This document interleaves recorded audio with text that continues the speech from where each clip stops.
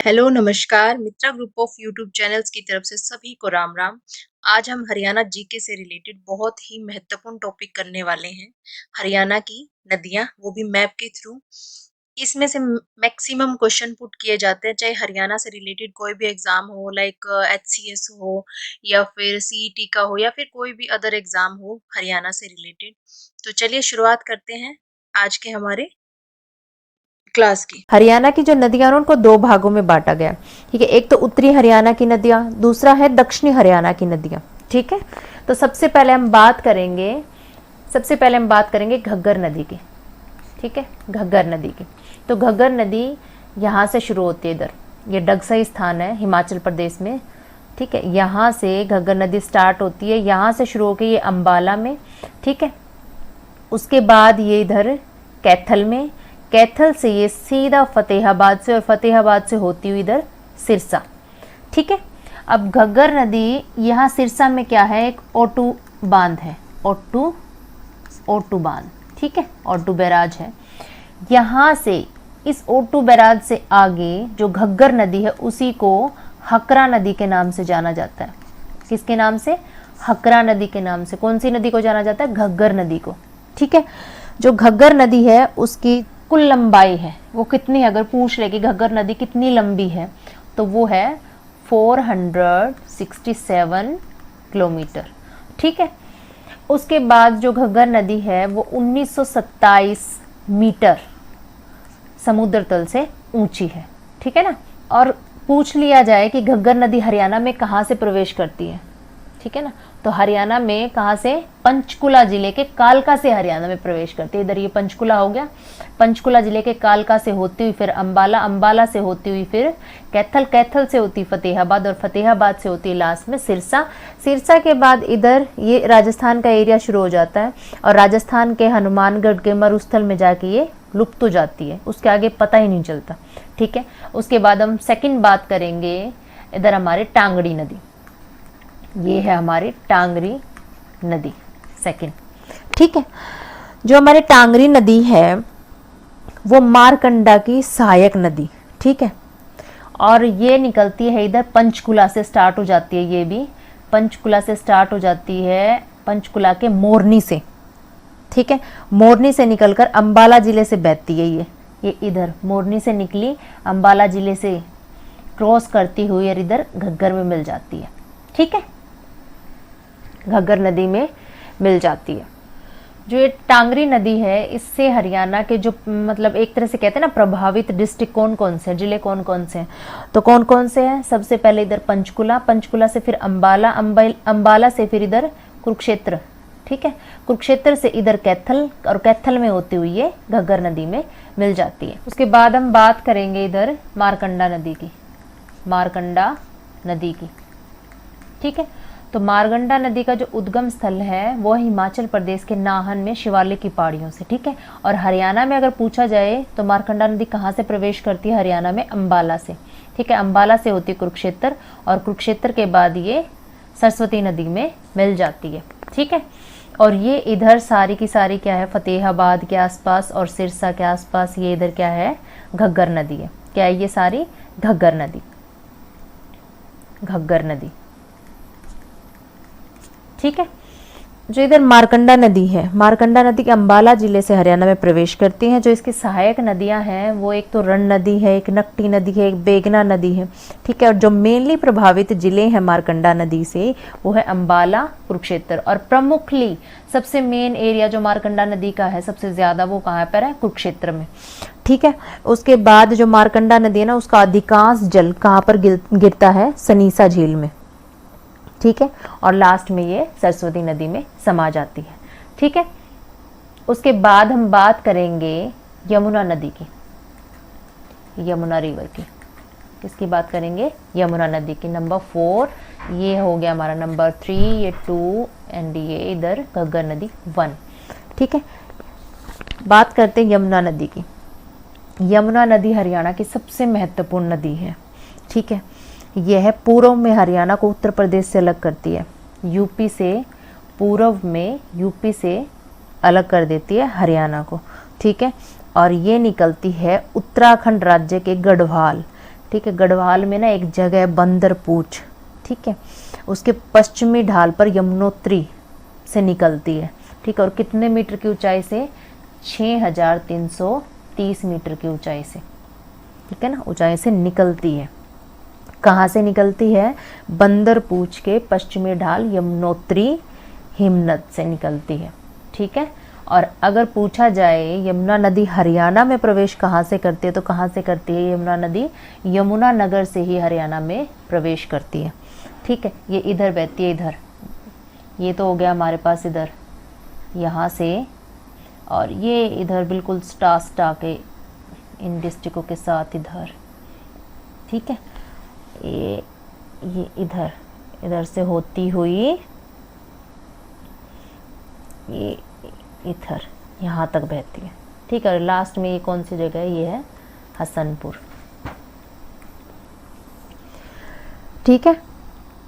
ये कलेसर के समीप हरियाणा के यमुनानगर जिले से राज्य में प्रवेश करती है। उसके बाद फरीदाबाद जिले, ये हसनपुर कहाँ है? फरीदाबाद में, ठीक है। और हसनपुर में जाकर फरीदाबाद में लास्ट में हसनपुर नामक स्थान से पूर्व की ओर मुड़कर उत्तर प्रदेश के अलीगढ़ में प्रवेश करती है।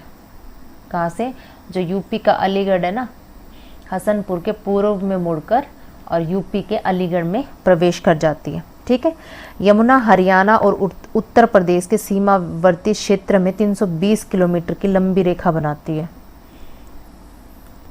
यमुना नदी है जो, वो हरियाणा की पूर्वी सीमा को उत्तर प्रदेश से अलग करने का काम करती है, ठीक है। और यमुना नदी लगभग 1376 किलोमीटर का सफ़र तय करती है और उत्तर प्रदेश से होती हुई प्रयाग में जाकर गंगा नदी में मिल जाती है।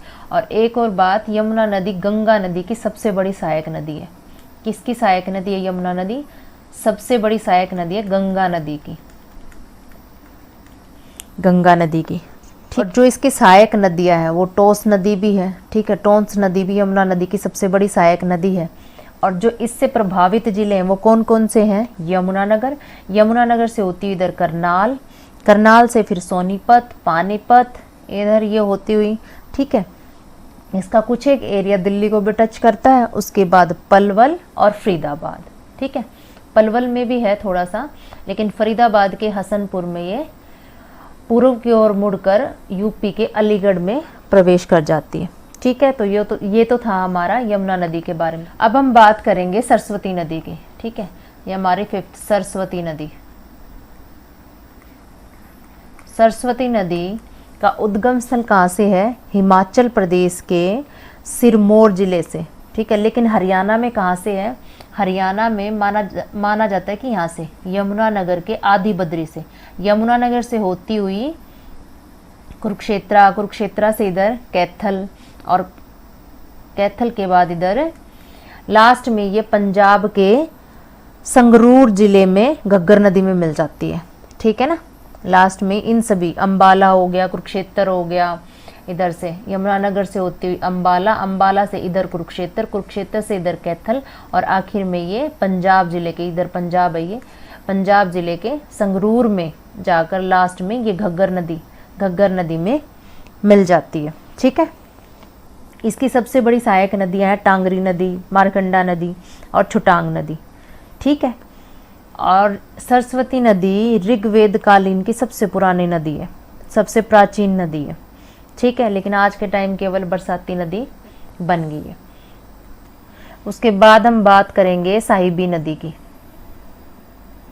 साहिबी नदी, ठीक है। साहिबी नदी राजस्थान के जयपुर जिले के बाजी जोरी से इधर मेवात की पहाड़ियों से निकलती है, बहरोड के समीप, ठीक है। और उसके बाद ये हरियाणा में प्रवेश करती है, ये इधर हरियाणा में रेवाड़ी से प्रवेश करती है, रेवाड़ी से होती हुई इधर गुरुग्राम में, ठीक है। गुरुग्राम में प्रवेश करती है, रेवाड़ी और गुड़गांव जिले में बहती हुई। उसके बाद ये जयपुर जिले में बाईं और सोता नदी है उसमें मिल जाती है, ठीक है। उसके बाद हम बात करेंगे इंदौरी नदी की। किसकी बात करेंगे? इंदौरी नदी की। तो इंदौरी नदी का जो उद्गम स्थल है वो है मेवात की पहाड़ियों से इधर नू में, ठीक है, और मेवात की पहाड़ियों से इधर गुरुग्राम में प्रवेश करती है। क्या है? इंदौरी नदी, इंदौरी नदी, ठीक है। इंदौरी नदी है जो वो दो शाखाओं में डिवाइड हो जाती है। एक तो रेवाड़ी के पास साहिबी नदी में मिल जाती है और दूसरी बरसाती नालों का पानी लेने के बाद पटौदी के निकट से साहिबी नदी में मिल जाती है, ठीक है। उसके बाद हम बात करेंगे दोहन नदी की। दोहन नदी की, दोहन नदी का उद्गम स्थल कहाँ से है? दोहन नदी साहिबी नदी के साथ मिलकर बहती है, ठीक है। ये इधर ये साहिबी नदी है ना, दोहन नदी इसी के साथ मिलकर बहती है और ये ढोसी की पहाड़ियाँ, महेंद्रगढ़ में ढोसी की पहाड़ियों से निकलती है। प्राचीन मान्यताओं के अनुसार माना जाता है कि जो ऋषि थे, एक भृगु ऋषि, उनकी पत्नी थी दिव्य पालिमा। कौन थी? भृगु ऋषि। भृगु ऋषि, उनकी पत्नी थी दिव्य पालिमा। दिव्य पालिमा, माना जाता है कि इनके नेत्रों से यह नदी निकली थी। भृगु ऋषि की पत्नी थी ना जो दिव्य पालिमा, उनके नेत्रों से निकली थी, ठीक है। उसके बाद दोहन जो नदी है वो महेंद्रगढ़ जिले के बिलोचपुर पहुंचकर साहिबी नदी में ही मिल जाती है। बाद हम बात करेंगे कृष्णावती नदी की। जो कृष्णावती नदी है वो जयपुर से अरावली की श्रृंखलाओं से निकलती है, ठीक है। इसका उद्गम स्थल कहाँ से है? जयपुर में अरावली की श्रृंखलाओं से। लेकिन अगर ये पूछा जाए कि जो कृष्णावती नदी है वो हरियाणा में कहाँ से प्रवेश करती है, तो हरियाणा में वो प्रवेश करती है इधर रेवाड़ी डिस्ट्रिक्ट से, ठीक है। और रेवाड़ी डिस्ट्रिक्ट से होती हुई वो लास्ट में महेंद्रगढ़ में पहुँचकर जो साहिबी नदी है ना उसकी सहायक नदी बन जाती है।